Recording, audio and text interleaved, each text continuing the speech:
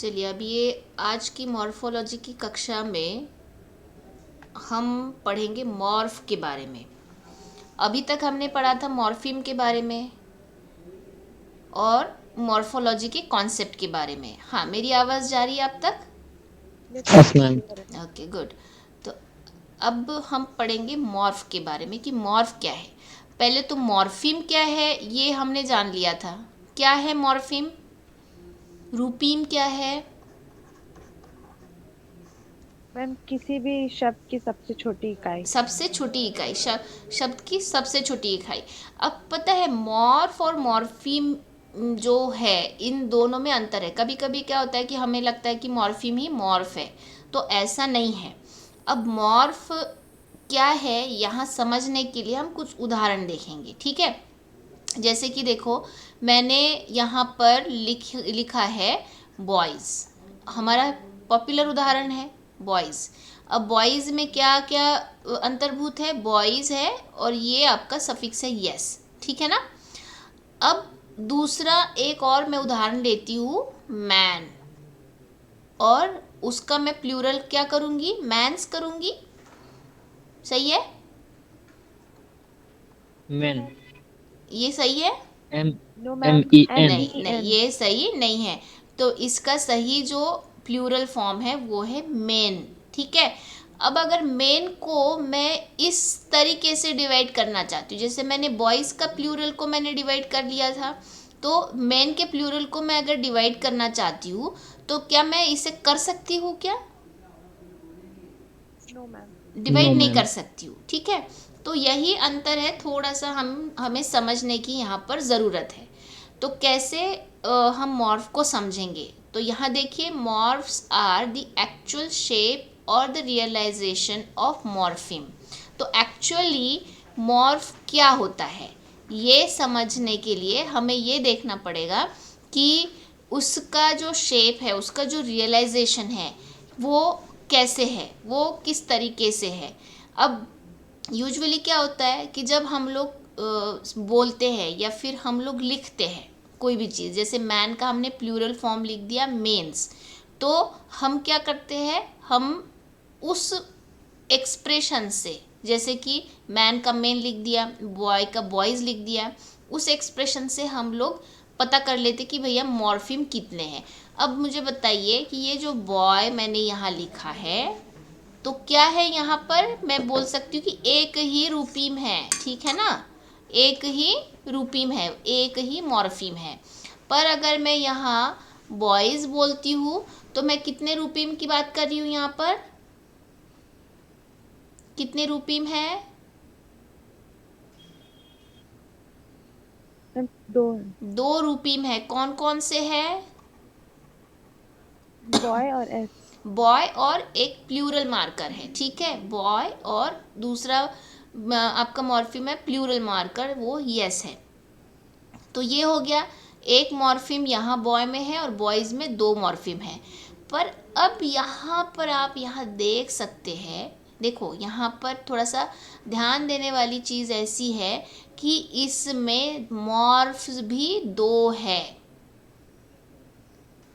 इसमें मॉर्फ जो है वो मॉर्फ भी दो है, ठीक है। यस अब मैम। मॉर्फ मॉर्फ दो है का मतलब क्या है?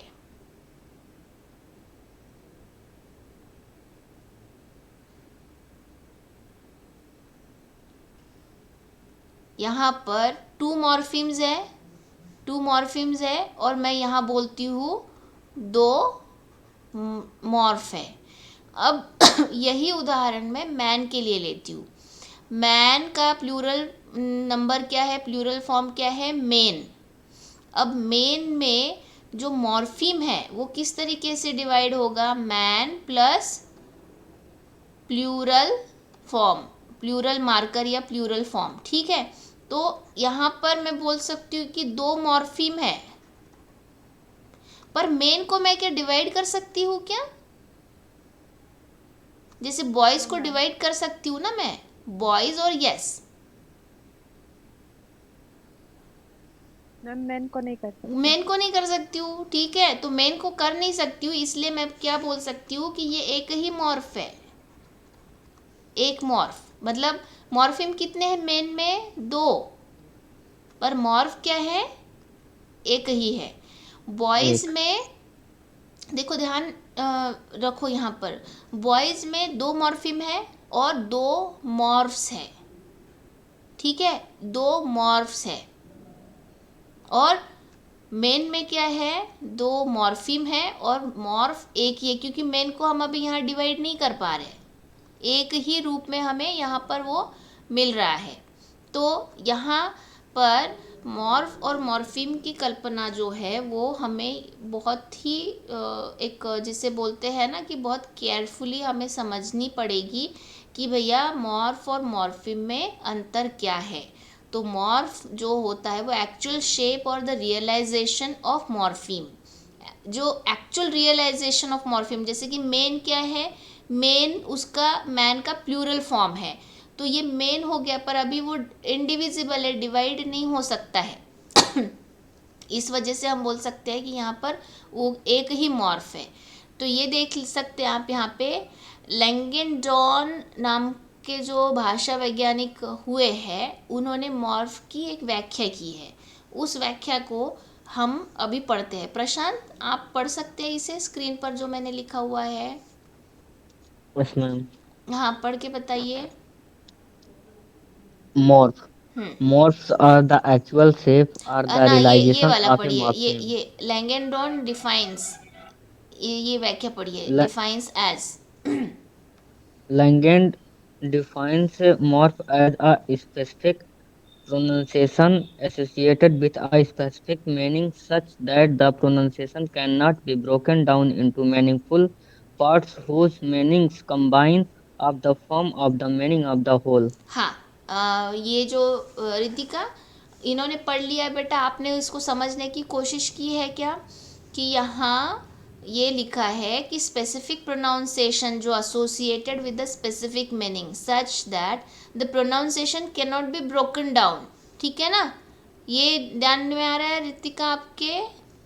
Yes ma'am. हाँ, प्रोनाउंसिएशन, अभी देखो मेन है, इसको हम प्रोनाउंसिएशन को डिवाइड नहीं कर सकते, बॉय और बॉयज़, ठीक है, बॉय को एस लगा दिया तो बॉयज़ हो गया, बॉयज़। तो ये एस वाला प्रोनाउंसिएशन क्या है? इसे हम लोग हटा सकते हैं, तो क्या बन जाएगा? बॉय बन जाएगा, ठीक है। तो यस मेन को हम लोग ऐसा डिवाइड कर सकते हैं क्या? नहीं कर सकते, मैम। उसे एक साथ ही बोलना पड़ता है मेन। पर मेन का प्लूरल फॉर्म है, ये हमें पता है।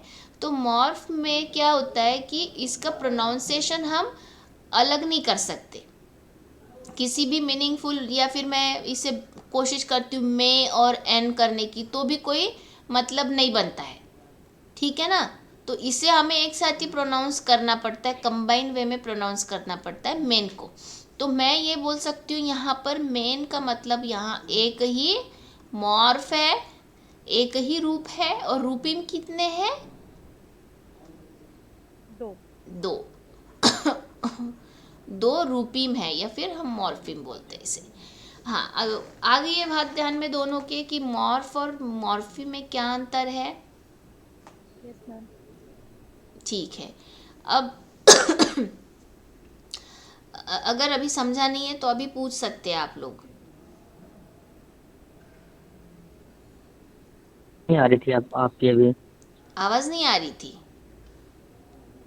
जी। अच्छा, अभी मैं ये पूछ रही थी बेटा कि मॉर्फ और मॉर्फिम में क्या अंतर है, मॉर्फ का मतलब क्या है, ये आपको समझा है?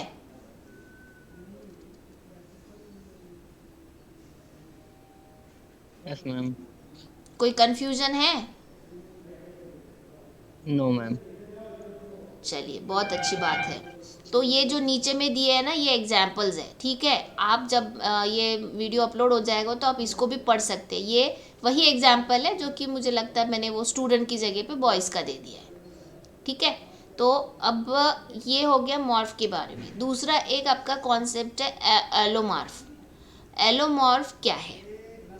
एलोमॉर्फ है जो कि हम बोल सकते हैं variant of the same morpheme, variants of the same morpheme, मतलब जो आपका रूपीम है उस रूपीम के कई सारे वेरिएंट्स, कई सारे प्रकार मैं बोल सकती हूँ, रूपीम के ही प्रकार है, रूपीम के प्रकार। अब ये रूपीम के प्रकार क्या चक्कर है, अब देखो जब मैं कोई भी वाक्य, कोई भी शब्द को प्लूरल करती हूँ, यहाँ पर ये सारे उदाहरण भी दिए हैं, देखो कैट को मैंने क्या किया है, प्लूरल कर दिया, ठीक है, अनेक वचन कर दिया, तो क्या हो जाएगा, कैट। कैट्स हो जाएगा, ठीक है, कैट्स हो जाएगा। अब मैंने डॉग को कर दिया तो क्या हो जाएगा, डॉग्स। डॉग्स। अब मैंने बस को कर दिया तो क्या हो जाएगा, बताओ, बसेस। स्पेलिंग बताओ बेटा। BUSES। BUSES। अब आपको अंतर समझ में आया है क्या, मैं तो प्लूरल तो कर रही हूँ, कैट को कैट्स कर यस दिया, मैम। डॉग को डॉग्स कर दिया, बस को मैंने बसेस कर दिया, तो अंतर क्या है इसमें दोनों में, इसमें SS लगा है, उसमें इसमें ES लगा यस है। लगा है, इसमें ES लगा है, ठीक है, तो S जो जो ES होता है या फिर ES वाला जो मॉर्फीम है, प्लूरल मार्कर है, वो हमेशा सिबिलेंट्स या फिर फ्रिकेटिव्स के बाद लगता है, S के बाद लगेगा या फिर Z के बाद लगेगा, ठीक है ना। तो इस तरीके से आप ये देख सकते हैं कि भैया ये जो डॉग है, अब ये डॉग का क्या हो रहा है, ये डॉग कितने मॉर्फिम है इसमें, डॉग्स में बता सकते हैं आप, 2। दो है, एस क्या है, ये प्लूरल मार्कर है, ठीक है। अब बस में कितने हैं ये बता पाएंगे आप, 2। दो है, ये एक हो गया और ये क्या है आपका, ये एक्चुअल वर्ड हो गया, और ये क्या है आपका प्लूरल मार्कर है, ठीक है। तो मुझे बताओ कि ये एस भी वही काम कर रहा है और ई एस भी यहाँ पर वही काम कर रहा है, अनेक वचन बना रहा है, जी। तो हम इसे क्या कहेंगे, एस और ई एस को हम कहेंगे एलोमॉर्फ्स। आ रही बात समझ में, यस मैम। सेम मॉर्फिम का वेरिएंट, सेम मॉर्फिम मतलब कौन सा, जो प्लूरल मार्कर है आपका, ये प्लूरल मॉर्फिम है एस, तो इसी का एक नया वर्जन है ये ई एस, अलग वर्जन है पर मीनिंग तो वही निकलता है ना, प्लूरल ही बनाता है ई एस भी लगने से, तो क्या हो गया, ये जो प्लूरल मार्कर दोनों है वो एक तरीके से क्या हो गए, एलोमॉर्फ हो गए, समझ में आया। Yes ma'am. Yes ma'am. हाँ, तो वैसे ही ये जो प्लूरल मार्कर है, यूजुअली प्लूरल मार्कर देखो एस प्लूरल मार्कर में हमेशा हमें देखने को मिलता है कि 3 एलोमार्फ्स रहते हैं, एक एस है, जेड है और आई जेड है, ठीक है। तो इस तरीके से ये ई एस ई एस हो गया, एस हो गया, या फिर आई आई ई एस हो गया, ठीक है, आई ई एस भी होता है, IES। हम्म,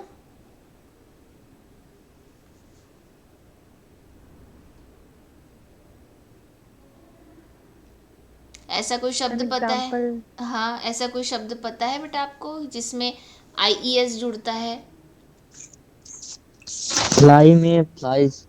हाँ वेरी गुड, फ्लाई में। Very good, very good, fly में FLIES, ठीक फ्लाई है, की जगह पे IES। हाँ हाँ यस IES, तो ये जो है एस आपका नॉर्मल वाला है, ठीक है, ये जी का मतलब है ना, ये ES यहाँ पर क्या है, ES है, ठीक है, कंफ्यूजन नहीं होना है यहाँ पर आपको, या IES, ठीक है, ये नॉर्मल एस, हाँ आ रही है यहाँ पर, क्लियर हो रही है बात, यस मैम। हाँ। Yes ma'am. तो यूजुअली इसमें जो नियम दिए हैं कि भैया प्लूरल मार्कर किस तरीके से लगते हैं, तो ये इसके नियम है, मैं एक बार पढ़ लेती हूँ। S after voiceless sound such as P, T, K etcetera except affricates and sibilants. तो एस हमेशा पी, टी के ये जो वॉइसलेस साउंड्स है, आपने इसके बारे में हमने पढ़ा है, पूरा चार्ट पढ़ा है व्यंजनों का, वॉइस्ड, वॉइसलेस। तो जितने भी वॉइसलेस साउंड्स है जी मैम। ये, हाँ, ये इसके एग्जाम्पल है। इसके बाद अगर प्लूरल करना है तो हमेशा एस जुड़ के आता है, मतलब जैसे देखो टी हो गया, जी हो गया, ये जो है ये सारे वॉइसलेस साउंड्स है। तो इसके आगे अगर हमें प्लूरल करना है तो एस जुड़ के प्लूरल बन जाएगा। फिर जो ई एस है, मतलब इसे जी बोला गया है, जी बोला गया है, तो ये हमेशा वॉइस्ड साउंड के आगे जाएगा। तो ये नियम आपको पता था क्या? हमने तो केवल उसको रटा है बचपन में कि भैया ये कैसे होगा। तो यूजुअली ये जो है ये ई वॉइस साउंड्स के आगे होता है, बी, डी, और यहाँ पर जी भी है। तो ये इसके कुछ एक्सेप्शंस भी होते हैं, ये जैसे मैंने कहा ना डॉग है यहाँ पर, तो उसके एक्सेप्शंस भी कुछ लिखे गए हैं। तो फिर से यहाँ पर अफ्रिकेट्स एंड सिबिलेंट्स, अफ्रिकेट्स एंड सिबिलेंट्स के अलावे, और ये जो आई ई एस साउंड है जो हमने यहाँ लिखा है ना, आई ई एस, ये जो साउंड है ये अफ्रिकेट्स एंड सिबिलेंट्स को लगते। अफ्रिकेट्स का मतलब पता है क्या आपको? हाँ, मैंने बताया था अफ्रिकेट्स, आप भूल गए, इसीलिए मैंने उसको बीच में छोड़ा था। देखो हमने स्टॉप्स को पढ़ा था मैनर ऑफ आर्टिकुलेशन में, याद है? Yes ma'am. हाँ, अब स्टॉप्स को पढ़ा था, उसके बाद में हमने पढ़ा था फ्रिकेटिव्स को, ठीक है। और ऐसे जो साउंड्स है जो कि लगते तो स्टॉप है पर वो फ्रिक्शन भी तैयार करते, उसे हम क्या कहेंगे? फ्रिकेटिव, अफ्रिकेट्स, यस ठीक मैम, है, याद आ गया है। याद आ गया, चलो ठीक है, इसीलिए तो मैंने उसे अधूरा छोड़ा था कि आप बीच बीच में उसे याद करो। तो स्टॉप्स, फिर फ्रिकेटिव्स और फिर अफ्रिकेट्स। तो ये आई ई जेड जो है, आई ई एस हमेशा अफ्रिकेट्स के बाद या फिर सिबिलेंट्स के बाद लगता है। सिबिलेंट्स क्या है पता है? देखो मैंने बताया नहीं आपको सिबिलेंट्स क्या है, पर एक जनरल मैं सवाल पूछ रही हूँ कि सिबिलेंट्स क्या है, क्या पता है आपको? No ma'am. सिबिलेंट्स ऐसे साउंड्स होते हैं बेटा जो कि आपके हिसिंग साउंड जैसा आप ये होता है, उसमें हिसिंग साउंड होता है। जैसे देखो सिबिलेंट, स का साउंड होता है, स, स, यस, हाँ। जैसे देखो मैं अगर एस बोलती हूँ, जोर से बोलने की कोशिश करो, एस निकला है, स, स, फिर उसके बाद में हैच, हैच, ह जो हम बोलते हैं, ह, स, हैच, जी साउंड। तो इस तरीके के जो साउंड होते हैं ना, वो सारे सिबिलेंट साउंड होते हैं। तो ये सिबिलेंट के पीछे एक बहुत बड़ा एक कहानी भी है, एक कहानी भी इस तरीके की है ना कि भैया सिबिलेंट साउंड को कभी कभी क्या होता है ना, सरपंट साउंड भी बोला जाता है। सरपंट, सरपंट का मतलब पता है आपको? सरपंट मतलब सांप। सांप जैसे हिसिंग साउंड निकालता है ना, हिसिंग साउंड, तो वो हिसिंग साउंड जिस आर्टिकुलेशन से या जिस मैनर ऑफ आर्टिकुलेशन से पैदा होता है उसे सिबिलेंट्स बोलते हैं, ठीक है। और कुछ कहानी सुननी है इसके बारे में? No ma'am. ठीक है। तो यहाँ पर बोलने का मतलब हमें कॉन्सेप्ट समझना है एलोमॉर्फ का, कि यहाँ 3 एलोमॉर्फ्स है, जो कि प्लूरल मार्कर को दर्शाते हैं। और ये प्लूरल मार्कर जो दर्शा रहे हैं, ये इसके रूल दिए गए कि भैया किसके पीछे में वो एस आएगा, किसके बाद ई एस आएगा और किसके बाद आई ई एस आएगा। ठीक है, तो ये आपके एलोमॉर्फ्स है। इसके बारे में समझ में आ गया एलोमॉर्फ्स के बारे में? समझ जी। हाँ, इसमें कोई दिक्कत है? मॉर्फ, एलोमॉर्फ, कोई दिक्कत नहीं है, आप लोग होशियार है। ठीक है, मैं यहाँ रिकॉर्डिंग